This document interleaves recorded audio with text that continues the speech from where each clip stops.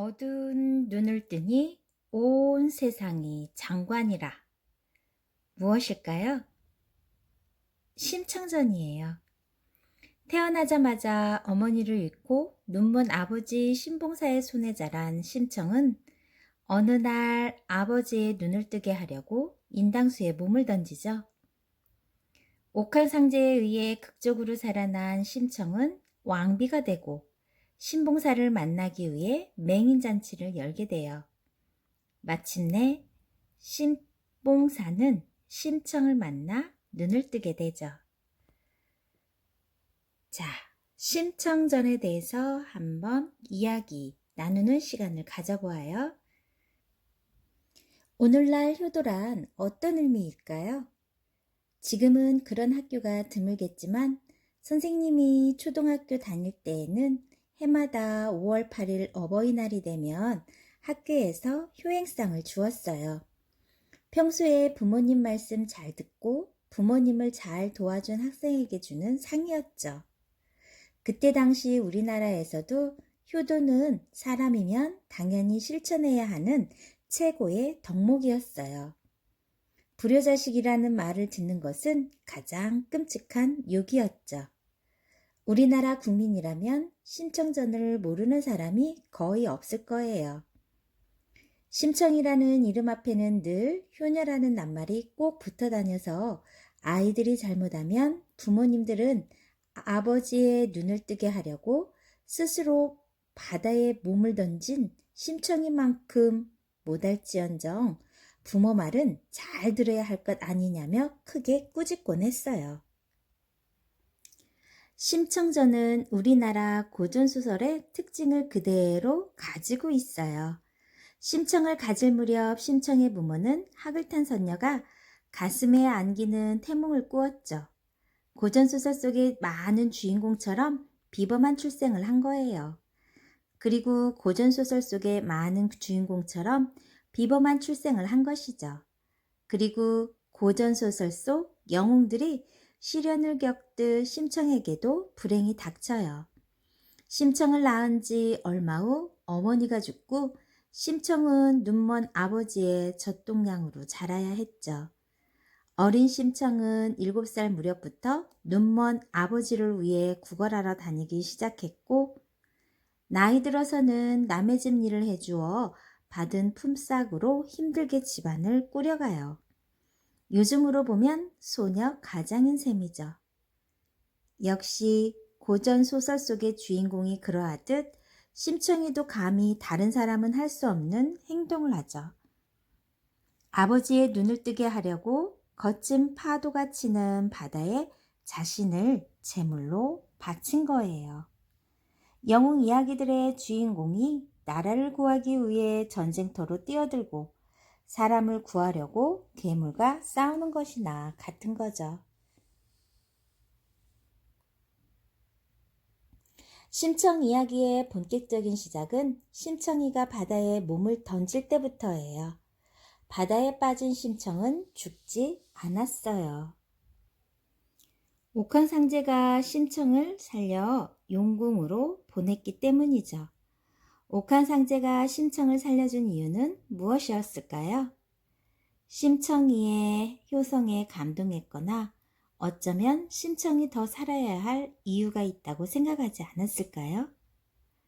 신봉사가 눈을 뜬 장면은 많은 걸 의미하죠.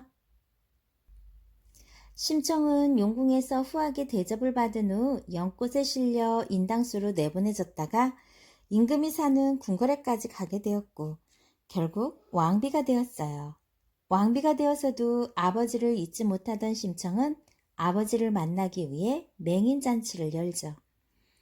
드디어 심청을 만난 아버지 신봉사는 반갑고 놀라운 나머지 눈을 번쩍 뜨게 돼요. 이 얼마나 극적인 사건이에요. 게다가 맹인잔치에 온 다른 맹인들까지 한순간에 눈을 다 떴으니 기적 중에 기적이죠. 모든 맹인들이 한순간에 눈을 떴어요. 모두들 놀라워하며 감격에 겨워하는 장면을 상상해 보세요. 월드컵에 열광하던 사람들보다 더하면 더했지 덜하진 않을 거예요. 심청전의 결말에 두 가지 궁금증이 생길 수 있어요. 왜 신봉사는 심청이 죽은 후에 바로 눈을 뜨지 못하고 3년 후 심청을 다시 만났을 때 눈을 뜨게 되었을까요? 목숨을 바친 것만으로는 그 효성이 부족했던 것일까요? 그런 건 아닐 거예요. 아마도 더 많은 사람들의 눈을 뜨게 하기 위해 하늘의 뜻이 아닐까 선생님은 생각해 보아요. 또 심청이 왕비가 되어 맹인잔치를 열었다는 것은 왕비로서 불쌍한 사람들에게 큰 덕을 베풀었다는 의미로 해석할 수 있어요. 자기 부모를 위해 목숨을 바쳐 효도하는 것도 중요하지만 가난하고 불쌍한 사람들에게 은혜를 베푸는 것도 중요하다는 뜻이 담겨 있죠. 그래서 신봉사의 눈이 바로 뜨이지 않았을지도 몰라요. 두 번째 질문을 한번 해볼까요? 신봉사와 맹인들이 눈을 떴다는 것은 무엇을 의미할까요? 흔히 어떤 사실을 새로 알게 되거나 깨닫게 되었을 때 새롭게 눈을 뜨게 되었다 또는 비로소 눈이 맑아졌다와 같은 표현을 쓰죠. 이처럼 눈을 뜨게 되었다는 말은 깨달음을 얻었다는 뜻으로도 해석할 수 있어요. 심청의 지극한 효성이 신봉사를 비롯한 많은 사람들에게 깨달음을 주었다는 뜻이 될 수도 있죠. 옛날에는 효를 왜 그렇게 중요하게 생각했을까요? 심청이가 그렇게 유명하게 된 것은 조선이 유교를 나라의 근본 사상으로 삼으면서 나라에서 앞장서서 효를 강조했기 때문이에요. 조선시대에는 효 사상을 널리 알리려고 고을의 사또가 효자를 찾아내 관찰사에게 보고하면 관찰사가 예조판서에 알리고 예조판서가 임금에게 상을 내리라고 의견을 낼 정도로 효를 중요하게 생각했어요.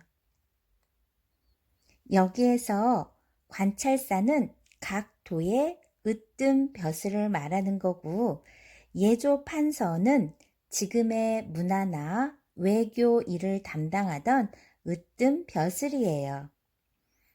조선 정부가 이렇게 효를 강조한 것은 부모에 대한 효성과 나라에 대한 충성이 같은 것이라는 생각을 백성들에게 심어주기 위해서예요. 부모를 섬기듯이 나라님을 섬기도록 하기 위해서죠. 그래서 임금과 왕비를 나라의 어버이라고 말했잖아요. 이런 분위기에서 심청이 아버지를 위해 목숨을 바치는 이야기가 나왔으니 얼마나 인기가 많았겠어요. 여러분들도 자신을 소중히 여기는 게 효도예요. 이제 오늘날의 관점에서 심청의 행동을 한번 생각해 볼까요? 부모의 눈을 뜨게 하려고 자신의 목숨을 바치는 것이 과연 진정한 효도일까요? 부모가 낳아주었으므로 목숨을 바쳐 효도하는 것이 당연하다고 생각하는 사람이 있을까요? 대부분의 부모는 자식이 자기를 위해서 죽는다면 100번이고 말릴 거예요. 자식이 부모보다 먼저 죽는 것은 부모 마음에 대못을 박는 것처럼 말로 다 할 수 없는 슬픔을 주는 일이거든요. 그러니까 무엇보다 여러분 자신을 소중히 여기고 아낄 때 부모님은 더 기뻐하실 거예요. 자기만 알고 남을 무시하라는 이야기가 아니고 몸을 함부로 굴려서 건강을 잃게 되거나 조그만 시련에도 쉽게 절망하고 우울해하면 부모님은 여러분들보다 더 걱정하고 힘들어 하신다는 이야기예요.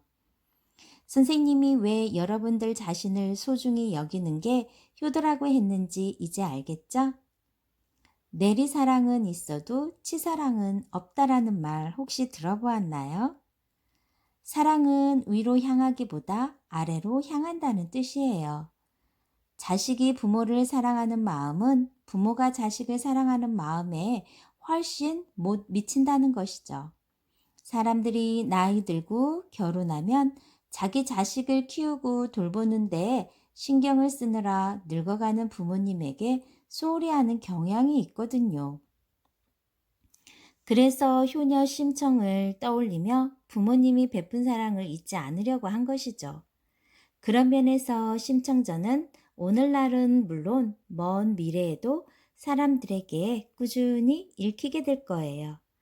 아무리 세월이 흘러도 부모 자식 간의 사랑은 뗄래야 뗄 수 없는 운명적인 관계잖아요.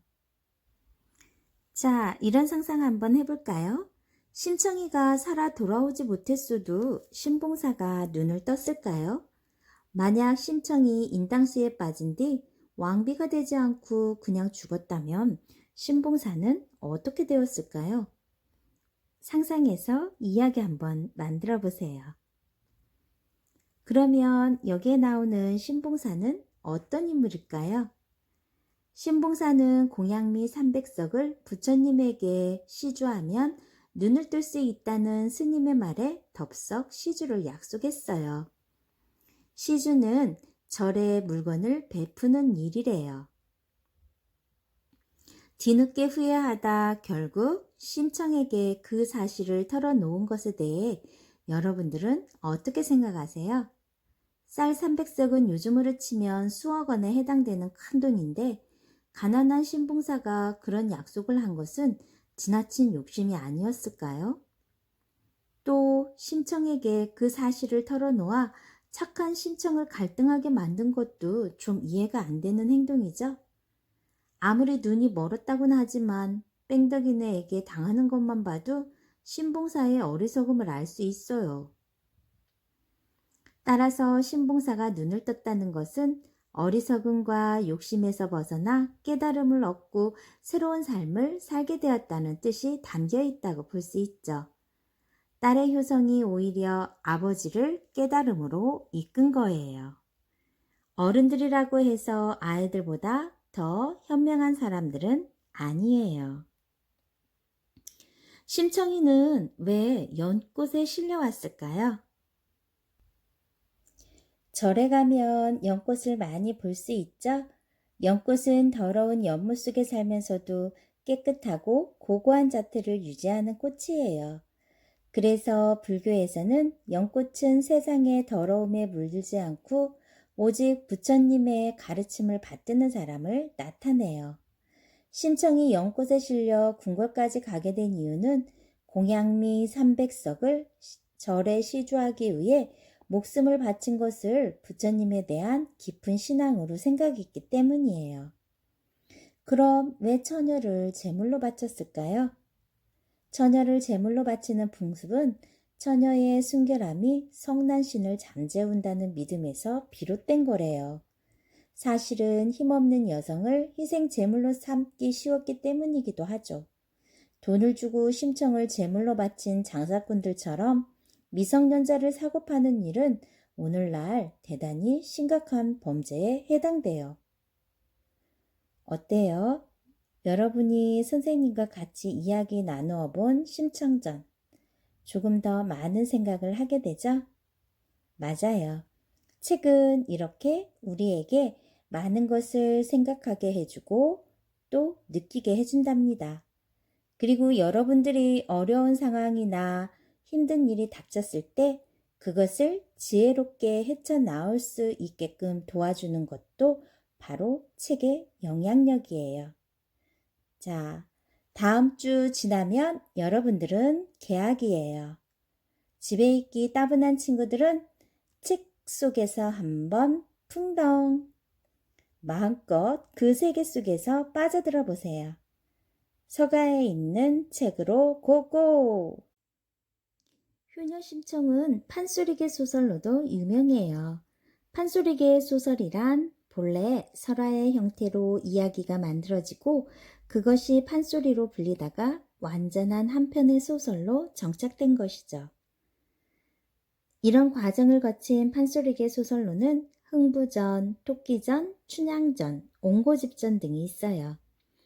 판소리개 소설은 공통적인 특징이 있어요. 인물의 개성이 잘 드러나고 묘사가 뛰어나며 리듬감과 운율이 살아있다는 것이죠. 또 사건이나 내용이 각 지방마다 조금씩 다르다는 특징을 갖고 있어요. 효녀 심청도 조금씩 다른 내용의 이야기가 여러 편 있는데 이 책에서는 가장 기본이 되는 이야기를 선택해 들려주고 있어요. 자, 지금까지 효녀 심청이었습니다.